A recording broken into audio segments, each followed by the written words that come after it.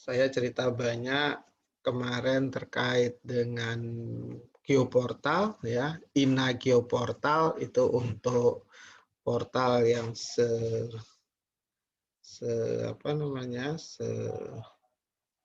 nasional ya. Kemudian ada lagi yang geoportal untuk simpul jaringan. Jadi setiap simpul jaringan ini punya portal-portal masing-masing ya, seperti struktur arsitektur yang kemarin ya. Nah, untuk yang Palapa ya, ini merupakan aplikasi simpul jaringan. Nah, kalau untuk Palapa ini berbasis open source ya, mendukung penyelenggaraan IG ya, pengumpulan, penyimpanan, pengamanan dan penyebarluasan. Jadi sama, fungsinya juga sama, hanya saja dia berada di simpul jaringan ya. Nah, kalau kita lihat di aplikasi Palapa itu terdiri dimasukkan dalam beberapa SC ya, simpul jaringan ya. Nah, fitur utama adalah pencarian melalui katalog geospasial ya. Jadi katalog geospasial itu sebentar, saya kok nggak bisa melihat punya saya ya.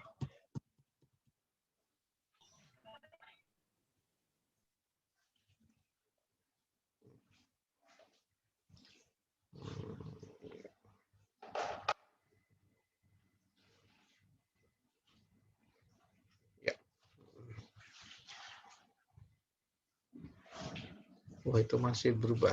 Saya ganti dulu. Virtual background-nya masih workshop. Ya.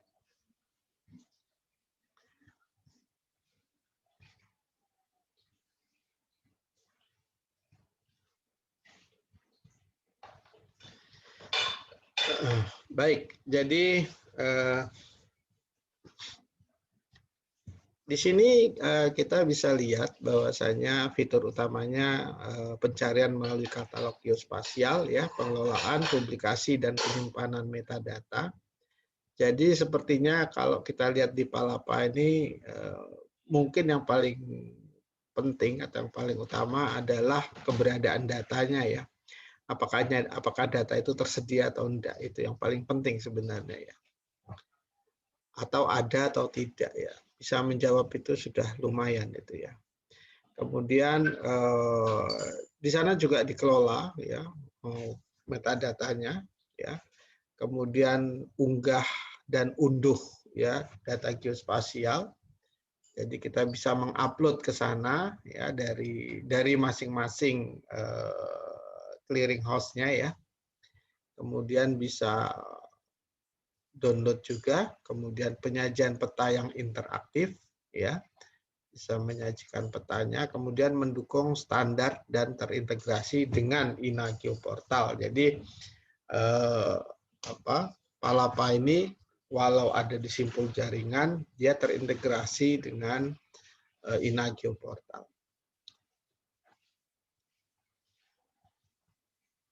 Nah, ini kita bisa lihat ya, ini INA Geoportal, ini user. Nah, ini simpul jaringan ya. Nah, KSP berdiri sendiri ya. Kemarin kita sudah jelaskan tentang KSP ya. Kebijakan satu peta. Nah, di sini ada Geoportal Clearing House ya. Ada Geoportal Clearing House-nya di Palapa ini ya. Nah, ini servisnya ada WMS, WFS, WCS, dan CSW ya. Nah, ini ada GIS servernya dan aplikasinya, kemudian basis datanya ada di sini. Terdiri atas dua ya, basis data non spasial dan basis data spasial. Nah ini kayaknya kemarin juga sudah saya jelaskan sedikit ya, desktop client Geoportal ini yang untuk web based user interface, desktop client ini aplikasi GIS-nya ya. Nah, ini yang kemudian nanti di share ya. melalui metadatanya ya. Nah, ini kita bisa melihat struktur arsitekturnya. Di sini kita bisa melihat arsitekturnya. Bisa direct access atau melalui beberapa interface ya, beberapa services, beberapa services. Ya. Ada WMS, WFS, WCS, dan CSW. Ya.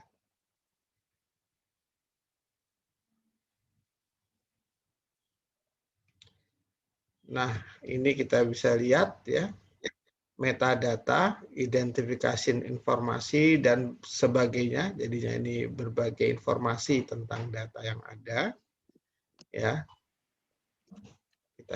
kita bisa lihat di sini metadatanya. Nah, ini harus sesuai dengan metadata ya. Sumber riwayat informasi kualitas ya. Mungkin Anda sudah mendapatkan materi tentang metadata ya. Nah, di sini yang agak juga yang perlu diketahui lah, pengguna IG berhak mengetahui kualitas IG yang diperolehnya. Jadi harus tahu ya kualitasnya seperti apa ya. Nah, sebaliknya juga penyelenggara IG wajib memberitahukan kualitas setiap IG yang diselenggarakannya ya, untuk antisipasi ya sebenarnya ya.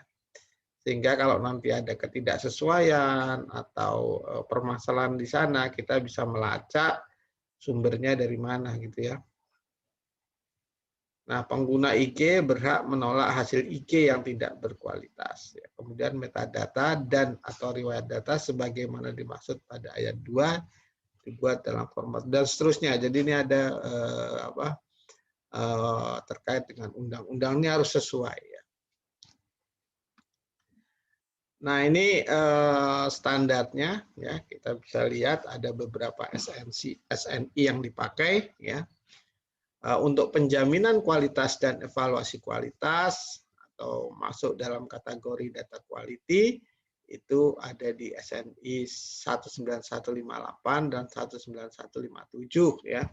Kemudian untuk metadata itu ada SNI 19115 ya. Kemudian terkait dengan informasi geospasialnya ya, itu ada di SNI yang di sebelah kanan ini ya. Skema spasial di mana, skema temporal di mana, skema aplikasi, katalog unsur, dan portrayal ya. Jadi ini sudah ada di sini ya, berdasarkan Perka, Peraturan Kepala BIG ya. Dan keputusan kepala ya 30/2013 ya. Nah, ini sudah ada semua untuk standar informasi geospasial. Nah, ini katalognya unsur geografi bisa di-download ya. Ya. Ini buku 1, ada buku 1 dan ada buku 2 ya. Ini gunanya apa sih ya? Untuk mempermudah pertukaran data ya. Jadi nanti kayak kita KKL gitu misalnya ya, supaya data kita juga bisa terstandar untuk digunakan oleh yang lain, maka kita bisa menyesuaikannya dengan KUGI ya, Katalog Unsur Geografi Indonesia. Kecuali nanti ada informasi yang tidak masuk di dalam data dictionary-nya ya, kita boleh buatnya, tetapi biasanya ada aturan-aturan tertentu yang sesuai dengan norma data spasial ya, itu biasanya disesuaikan. Nah, biasanya sudah ada itu ya, sebaiknya seperti apa, Kadang-kadang kita bikin tema baru yang nggak masuk dalam KUGI ya, boleh kita bikin sendiri ya. Tetapi sekali lagi itu harus jelas sehingga nanti ketika ada proses konversi atau penyesuaian terhadap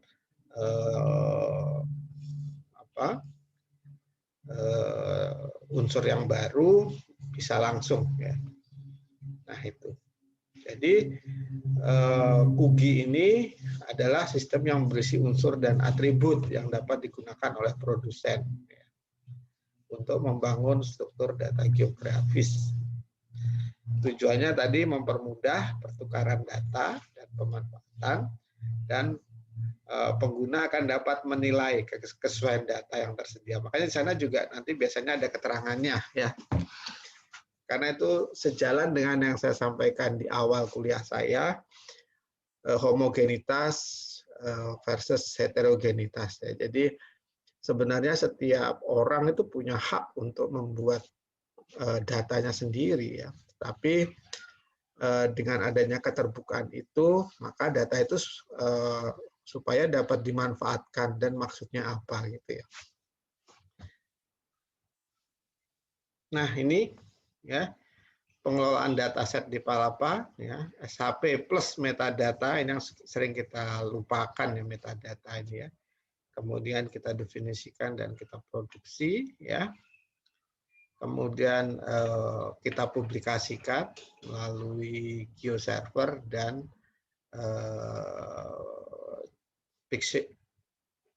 PCSW ya. Jadi ini ya. Ini melalui CSW, ini melalui services yang lain ya. Nanti berupa Palapa front end. Jadi ini urutannya seperti itu.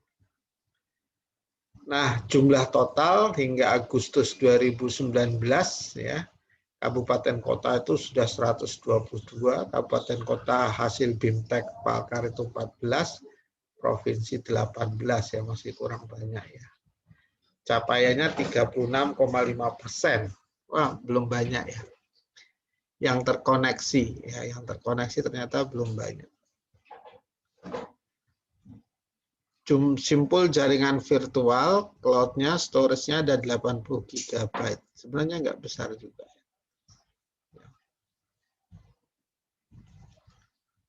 Nah, ini masih butuh banyak effort ya, butuh banyak usaha ya.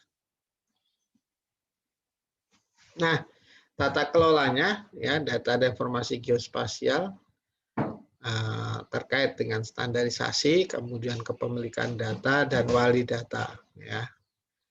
Nah, standarisasi itu standar proses, standar produk, dan standar personil. Itu biasanya ada di metadata. Saya punya yang lengkap itu, ada yang New Zealand, Australia, New Zealand, itu lengkap sekali. Termasuk juga siapa pembuatnya, nomor kontaknya berapa. Kalau yang Malaysia nggak terlalu lengkap.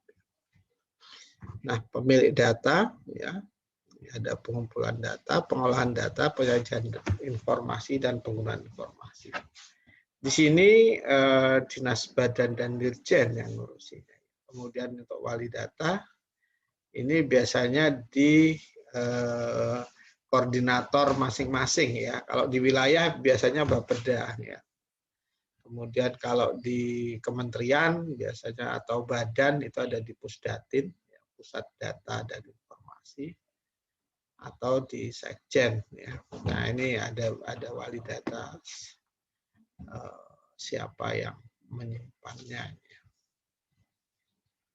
Jadi masing-masing sudah punya tugas untuk pengelolaan datanya. Ya, arahan Mendagri untuk setiap provinsi agar menunjuk OPD ya. Agar menunjuk OPD terkait sebagai penanggung jawabnya, kemudian unit teknis yang ditunjuk ya. Nah, kemudian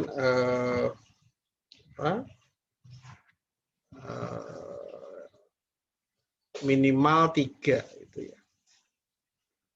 Minimal 3, jadi tidak banyak. Nah, ini contoh simpul jaringan yang sudah, yang DIY ya, ini yang DIY.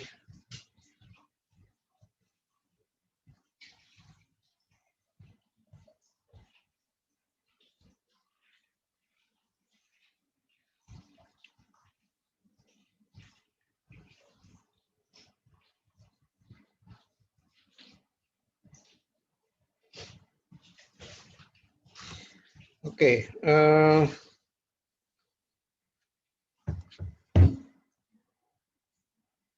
nah, masing-masing OPD atau organisasi perangkat daerah ya. Ya, ini memang harus ditunjuk. Makanya kemarin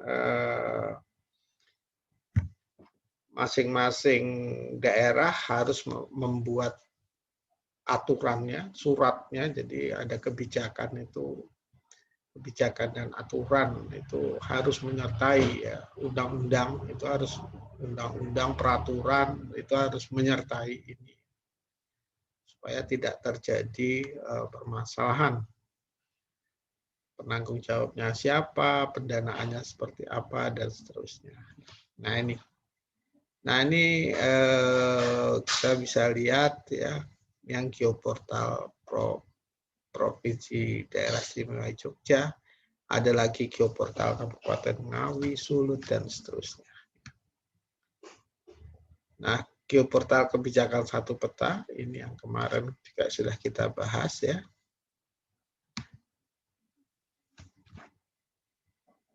Oh, ini saya nutupi Pak Jokowi ya.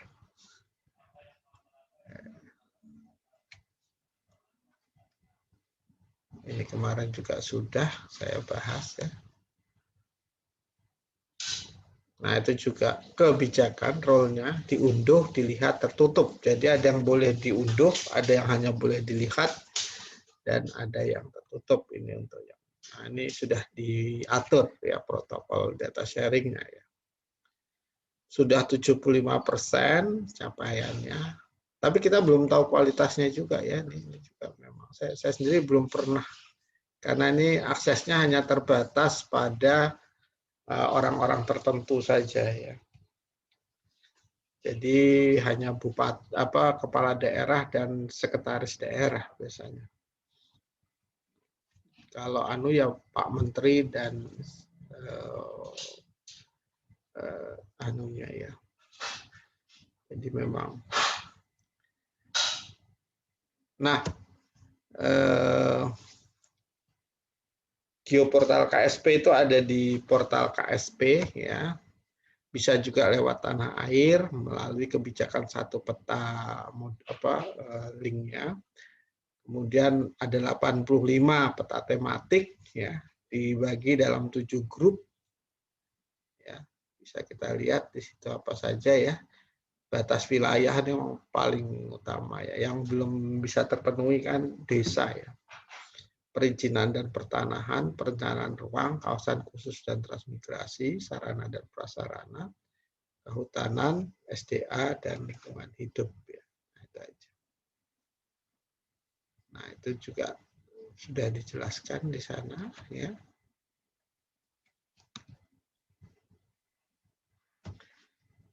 Nah, ini geoportal KSP versi 2. Ya. Ini konon aksesnya lebih cepat, ya, database sistem file base. Jadi ada beberapa perubahan. Graphic user interface lebih friendly, saya nggak tahu ya bagaimana penilaiannya. Gagal download diminimalisir, analisisnya ada 3, ya, buffer, overlay, heatmap, ya. Kemudian query-nya bisa single, bisa multiple. Udah lumayan ya. Integrated layer management dan legenda sesuai layar aktif. Nah, nanti Anda boleh, kemarin saya minta sebenarnya beberapa mahasiswa untuk melihat. Nah, kita sebenarnya bisa sekarang memanfaatkan data-data yang tersedia itu. Nah, ini misalnya saja kita bisa lihat di sini mendeteksi dan menyelesaikan tumpang izin usaha. Nah, ini sudah bisa ya. Pertambangan batu bara dengan rencana tata ruang Provinsi Kalimantan Timur. Nah, ini contoh. Pemberian izin usaha ini sampai sekarang masih suka bermasalah ya. Jadi sebenarnya kan ada wilayah-wilayah yang tidak dapat digunakan untuk izin usaha. Misalnya cagar alam, kawasan suaka alam, dan seterusnya. Nah, kemudian nanti bisa dicek ya dengan izin usaha. Jadi kita bisa lihat banyak sekali izin usaha yang bertampalan ya. Karena apa? Karena lembaganya berbeda yang ngurusinya, dan kadang-kadang ini memang sengaja tidak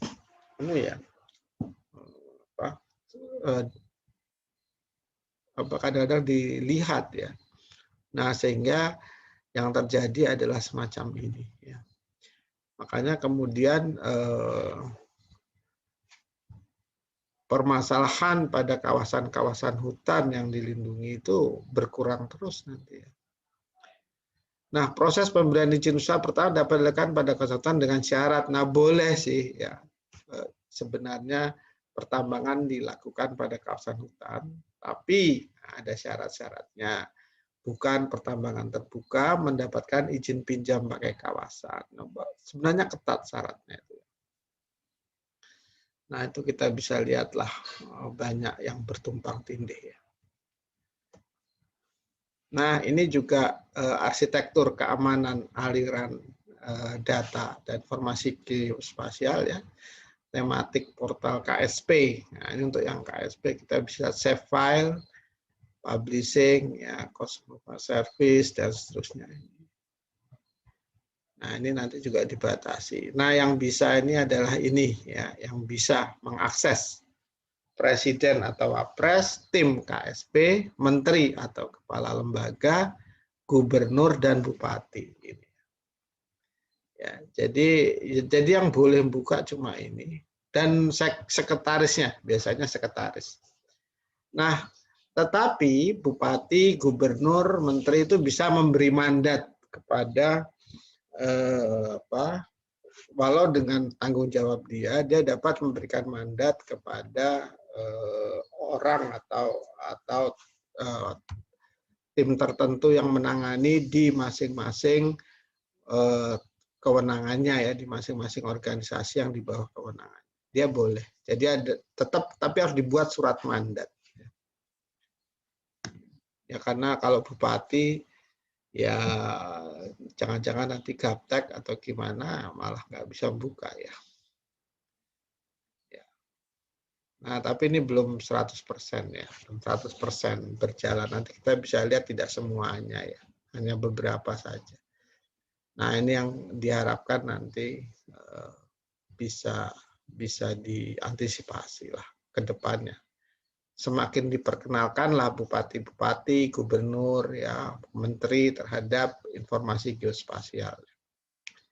Nah, pengamanan data dan sistem geoportal ya, ada multiple firewalls ya. Ya,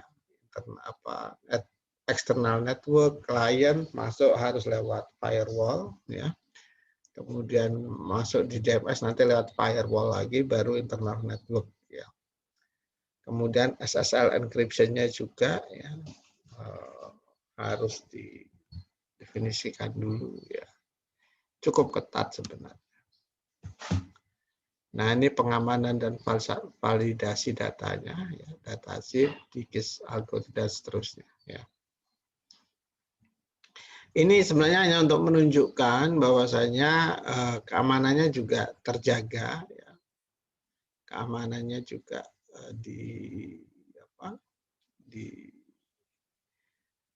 selalu divalidasi ya. Nah, ini topologi portalnya. Ya, saya topologi portalnya. Harvesting ya. Panen metadata dari SC ke PSC ya. Kemudian replikasi data-data IG ya ke PSC. Pusat simpul jaringan ya. PSC itu kemudian simpul jaringan. Jadi selalu melalui PSC.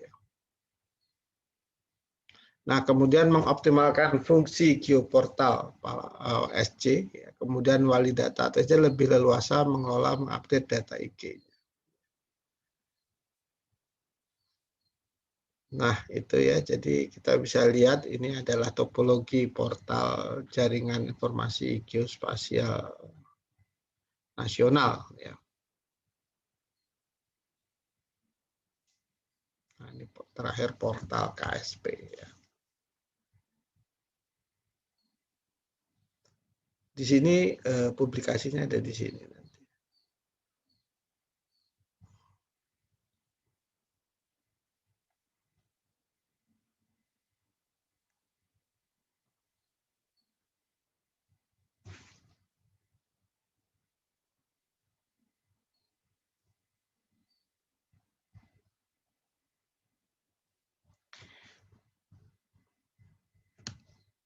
Nah, capaian hasil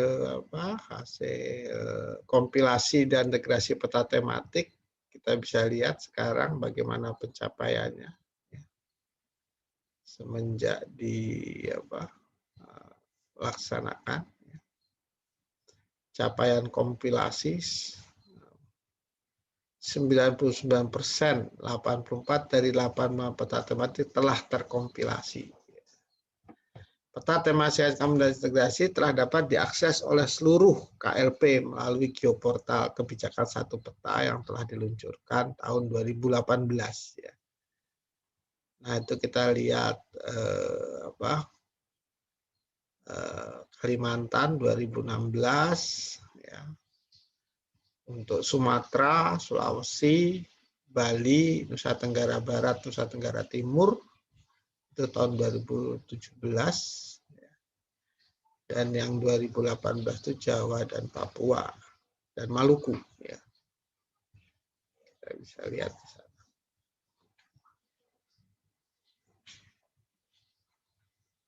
Selain itu, Indonesia juga perlu meningkatkan Geospatial Readiness Index untuk dapat bersaing dengan negara lain. Nah, keterbacaan, ya, Readiness Index RSI nanti kita akan. Nah, Inggris nomor 2, Amerika nomor 1, Australia 15, Cina 7, ya, Sudan, Indonesia 38. Ya, Indonesia 38. Tengah-tengah lah, ya. Ya, Afrika itu banyak yang rendah. Amerika itu cukup tinggi. Ya.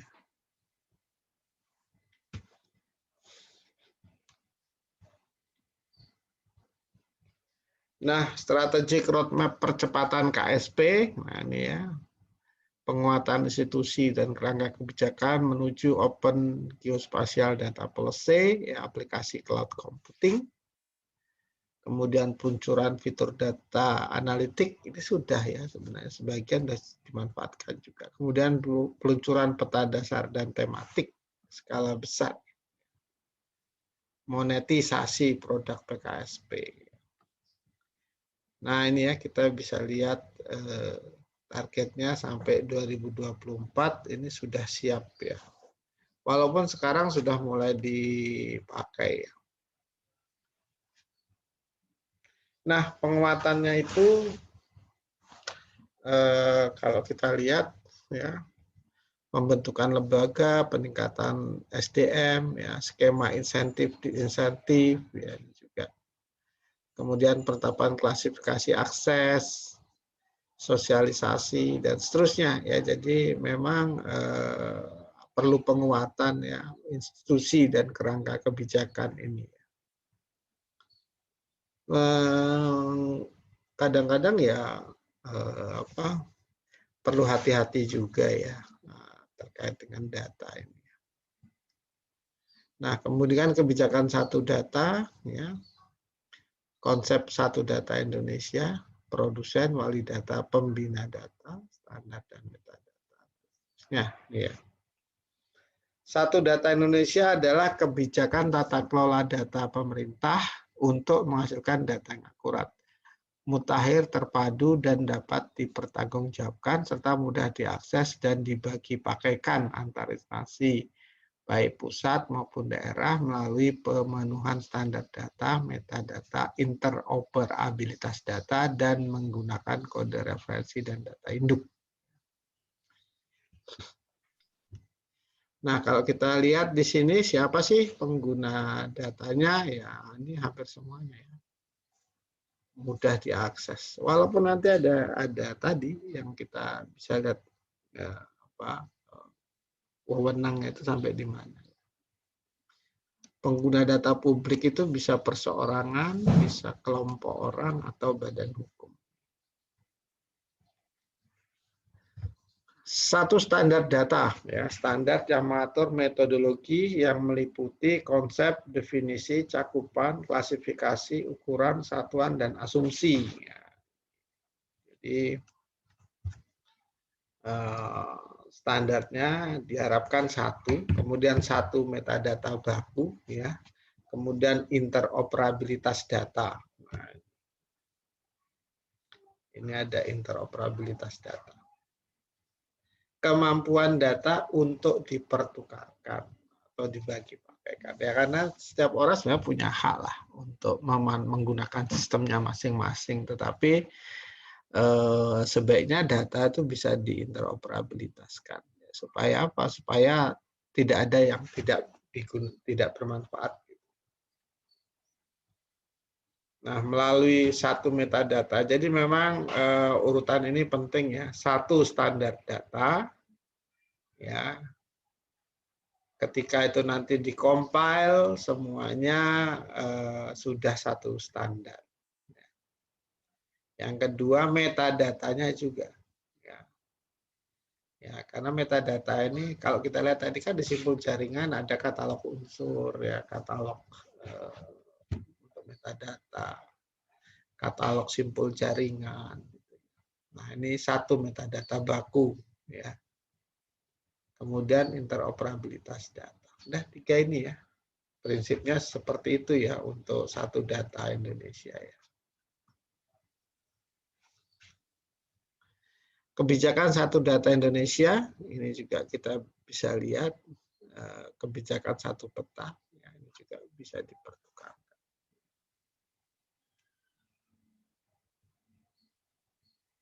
Standar data, basis data, portal, referensi. Itu yang KSP. Tapi kalau yang kebijakan satu data Indonesia itu standar data, metadata, interoperabilitas, dan kode referensi atau data itu.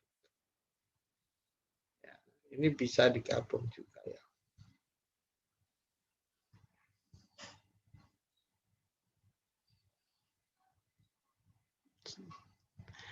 Untuk standar data yang berlaku lintas instansi pusat dan atau instansi daerah ya ditetapkan oleh pembina data tingkat pusat. Ya. Yang kedua, Menteri atau Kepala Instansi Pusat dapat menetapkan standar data untuk data yang pemanfaatnya ditujukan untuk memenuhi kebutuhan instansi. Kemudian yang metadata, ya pasal 8, struktur yang baku dan format yang baku untuk data yang berlaku. Jadi memang intinya kalau kita lihat semuanya ini semangat untuk berbagi pakai ini memang memerlukan satu kebijakan, satu usaha di mana harus ya mau nggak mau nih harus juga data itu nanti disusun sedemikian rupa, diatur sedemikian rupa. Nah, dan ini repotnya lagi nanti melibatkan semua instansi. Ya. Dan bahkan juga nanti usernya ya, usernya. Jadi ini memang bukan pekerjaan mudah ya. Nah, pembina data ini juga bisa kita lihat ada BPS, BIG, Kementerian Keuangan. Nah, ada yang belum ya, ada beberapa, tapi itu nanti akan dibicarakan ke depan ya. Karena yang kebijakan satu data ini malah usianya lebih muda daripada yang peta ya. Karena lingkupnya agak berbeda, lingkupnya lebih luas ya, jadi otomatis lebih berat ya. Nah ini BPS itu ya, Badan Nomor 1. Kemudian BIG ini kaitannya dengan data geospasialnya. Ini terkait dengan data tabulasi. Maka nggak heran juga sekarang BPS juga banyak teman-teman yang lulusan kita yang masuk di BPS. Nah ini yang terkait dengan keuangan ya. Nah ini ya kalau penyelenggaraan kebijakan satu peta kan dikumpulkan, integrasikan, sinkronisasi, penyebar luasan. Nah ini jaringan berkaitan dengan spasial data infrastruktur ya SDI. Perencanaan, pengumpulan, penyebarluasan user sama.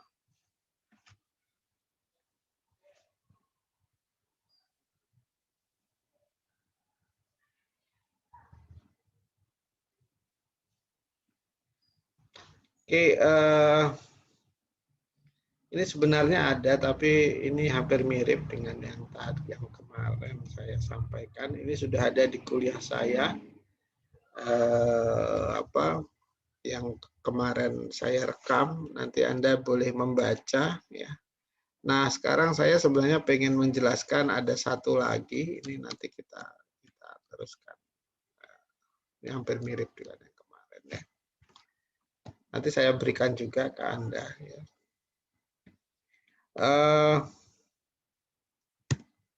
Kemudian terkait dengan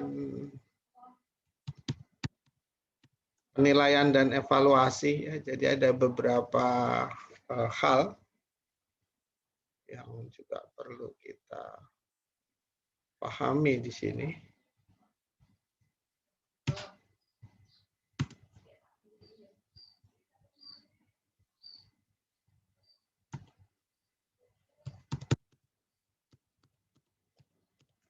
Ya.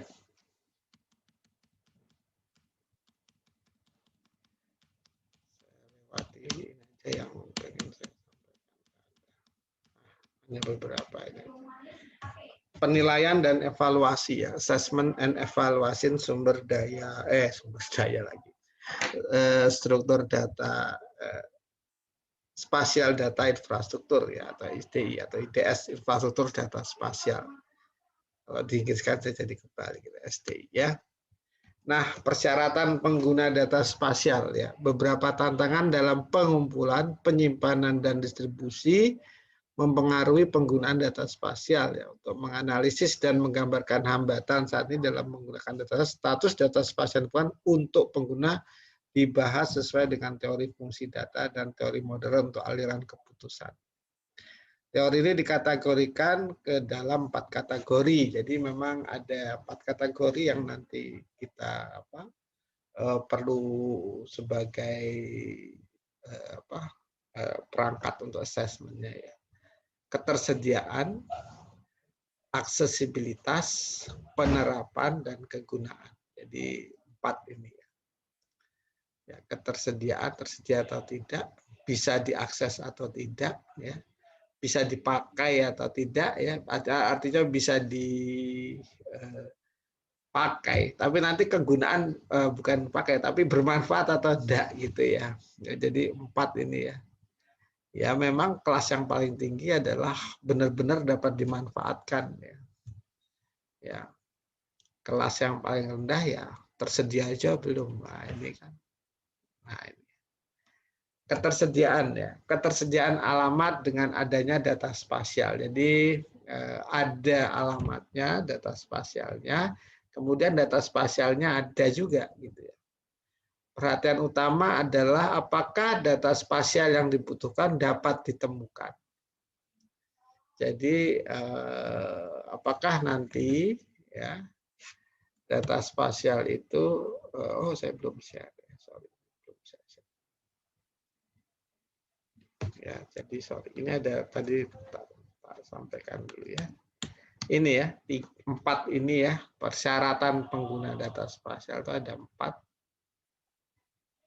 Tersedia, terakses, dapat diterapkan, ya, dan dapat digunakan atau dimanfaatkan. Tersedia atau enggak. Jadi kalau enggak tersedia, ya gimana? Ya enggak bisa dipakai. Tersedia aja belum, apalagi bermanfaat, ya. Ya, itu masih jauh, ya. Nah, yang ketersediaan itu adalah ketersediaan alamat dengan adanya data spasial. Ya, perhatian utama adalah apakah data dapat dapat ditemukan, ya, ditemukan dan dapat diperoleh, ya. Parameter penting lainnya yang mempengaruhi hasil analisis pengguna akhir adalah kualitas dan spesifikasi data yang tersedia. Jadi kualitasnya juga harus ada informasinya. Makanya kan haknya pengguna untuk mengetahui kualitas data. Pada kenyataan, ya, data mungkin tersedia di organisasi yang sama di mana pengguna bekerja atau selain yang menghasilkan data. Ya. Data ada di berbagai sumber atau tidak ada sama sekali. Ada versi data lama atau ada untuk beberapa bagian yang pernah saya sampaikan di kuliah-kuliah awal. Ya, datanya ada tapi lama yang nggak update. Ya. Datanya ada tapi udah tahun berapa itu. Nah, ini. Tapi kan data itu ada usia-usianya juga ya. Jadi itu yang perlu diperhatikan juga ya. Geomorfologi itu mungkin bisa panjang usianya. Administrasi relatif ya. Penggunaan lahan, wah dinamikanya cepat. Kota paling 1 tahun udah berubah gitu ya. Kemudian ada data yang tidak akurat ya. Nah jadi ada kemungkinan itu ya. Kadang-kadang situasinya bahkan lebih buruk karena kombinasi probabilitas yang disebutkan. Ya. Nah, itu lebih masalah ya.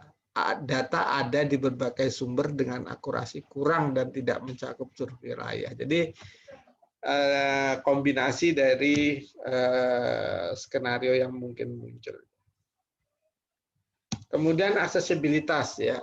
Istilah ini menjelaskan konteks autentikasi pengguna akhir dan batasan mengenai akses data. Data yang diperlukan mungkin tersedia di satu organisasi tapi tidak dapat diakses. Ya. Dalam konteks ini banyak faktor yang dapat menghambat aksesibilitas data. Kendala administrasi. Ya. Untuk mendapatkan set data, prosedur rumit, makan waktu, dan birokrasi yang kadang-kadang harus diatasi di banyak organisasi di pihak produsen data dan pemegang data. Pengumuman yang tidak pantas, ya kadang-kadang pemegang data tidak mengumumkan data yang tersedia. Pengguna akhir tidak mengetahui dataset spasial dan karenanya tidak bertanya tentang mereka. Selain itu, jumlah iklan yang tidak mencukupi data karena data masalah lebih kecil atau sedikit. Nah, itu kalau komersil ya. Kemudian masalah budaya, beberapa organisasi tidak mendistribusikan data yang tersedia untuk menjaga masalah kualitas dan akurasi dalam organisasi. Ya itu yang dulu pernah saya sampaikan. Kenapa permasalahannya kenapa enggak di-share? Ya khawatir karena datanya jelek ya.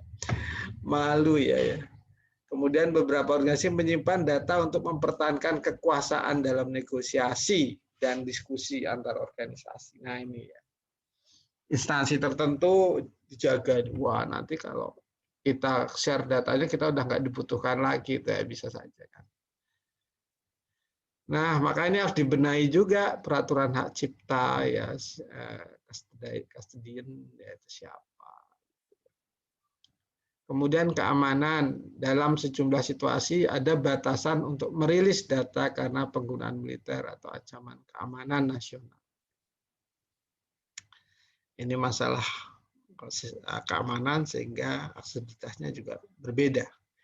Yang keenam ini kebijakan penetapan harga. Ya, dalam beberapa kasus biaya dataset spasial terlalu tinggi dan tidak efektif biaya bagi pengguna akhir untuk beli data. Ini saya pernah punya kasus ini ya.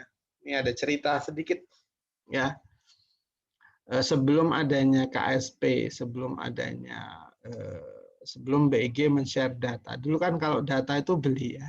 Jadi harganya itu 250 per layer kalau nggak salah. Nah, harga peta itu cuma 40.000. Kita sudah dapat semua layer tetapi hard copy. Jadi harus dirubah ya. Nah, sehingga Anda bisa bayangkan ya. Satu peta itu harganya 40.000 tetapi kalau berupa data primer data digital itu harganya bisa jutaan, harganya bisa jutaan 1,2 lah kira-kira ya. Anda bisa bayangkan ya, jauh sekali kan. Nah pernah ada satu kasus di mana ada satu instansi membeli petanya yang sesuai dengan kebutuhan dia beli petanya. Waktu itu saya tanya, lo kok nggak beli nggak beli yang sudah jadi gitu ya, yang data spasialnya yang sudah jadi aja digitalnya gitu. Jawabannya apa? Pak, kami lebih baik mendigitasi katanya, karena beberapa pegawai juga SDM itu banyak yang butuh kegiatan di kantor gitu ya. Dan kami kan membayar mereka juga sebenarnya. Nah, itulah artinya kemudian mereka mendigit ulang itu petanya. Saya juga, waduh, mendigit ulang. Iya, tapi itu lebih murah, toh sama saja Pak hasilnya gitu. Ya memang kurang lebih ya, tapi kan sebenarnya tetap ada masalah. Tapi itu jauh sebelum adanya One Map Plus C ya. Nah itu akhirnya mereka melakukan itu juga ya. Nah di satu sisi saya lihat SDM-nya jadi pinter-pinter digitasi memang.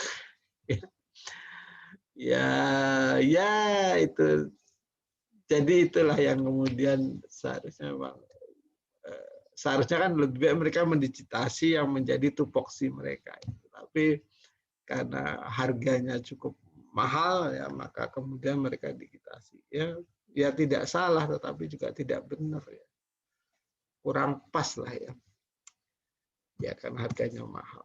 Kemudian penerapan ya. Penerapan adalah persentase data spasial dapat diakses yang kompatibel dengan standar saat ini dan kebutuhan pengguna akhir. Data harus berlaku untuk internet tinggi dan dalam lingkungan perangkat keras dan perangkat lunak. Kadang-kadang data yang tersedia dan dapat diakses mengalami masalah mengenai format, struktur, geometri. Nah ini ya.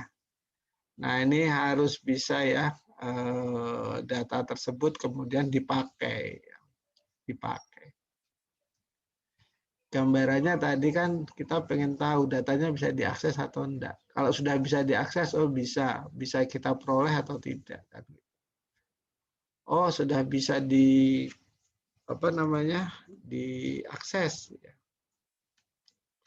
Kalau sudah bisa diakses, bisa kita pakai nggak gitu ya.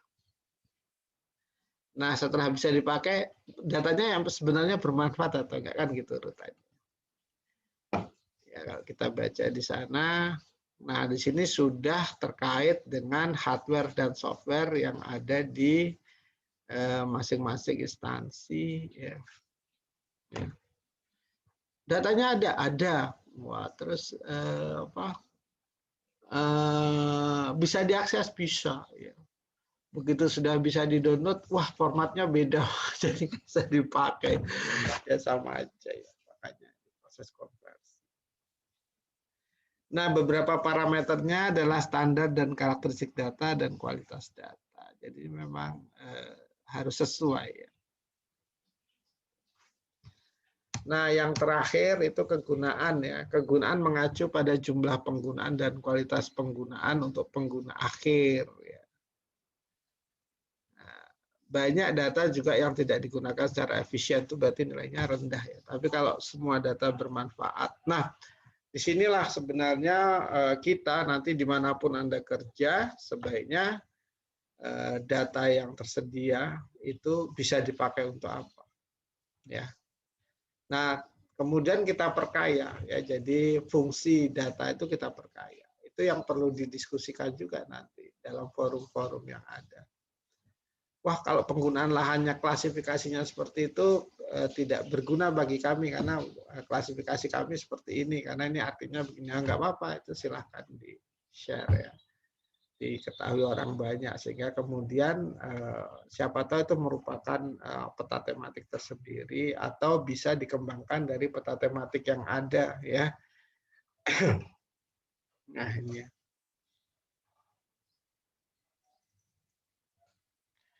Nah, ini dua faktor utama tadi ya. Jadi jika data yang tersedia atau dapat diakses tidak memenuhi kebutuhan pengguna akhir, pengguna tidak menggunakan data dalam analisis mereka. Nah, ini sayang juga. Budaya organisasi juga mengubah tingkat penggunaan data spasial. Banyak organisasi bertindak sebagai penghasil data dan pengguna akhir. Nah ini kadang-kadang yang kemarin saya bilang instansi itu membangun datanya sendiri, itu bisa saja.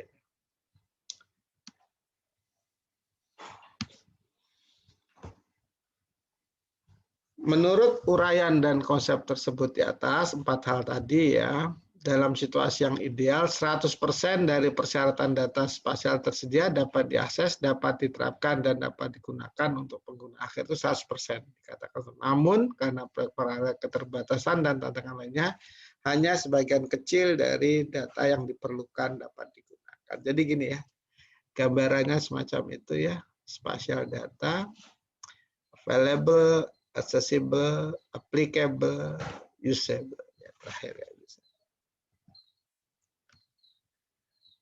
Nah, jadi memang intinya itu nanti nanti saya share aja ke Anda.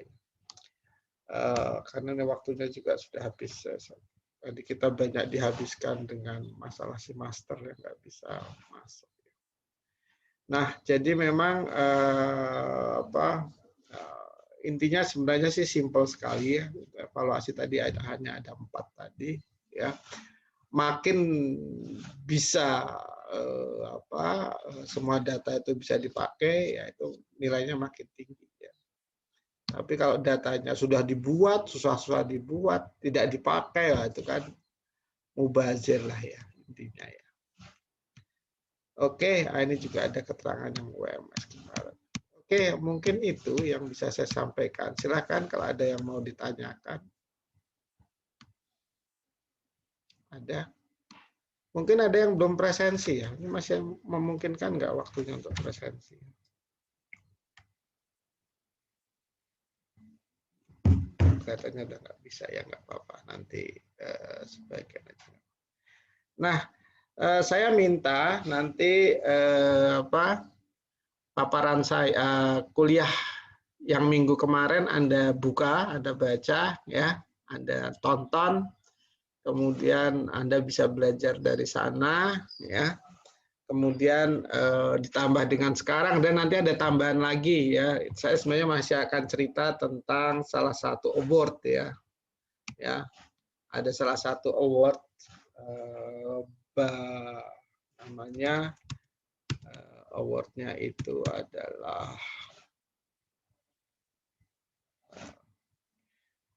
Bu Mandala Award ya. Nah, ini untuk memberi support ya dan menyemangati agar proses IDS ini bisa mencapai sasarannya. Ya, nanti saya akan kasih tambahkan lagi, link ini juga akan saya rekam, kemudian nanti akan saya share ke teman-teman juga untuk ditonton. Silahkan. Oke, silahkan kalau ada yang mau ditanyakan.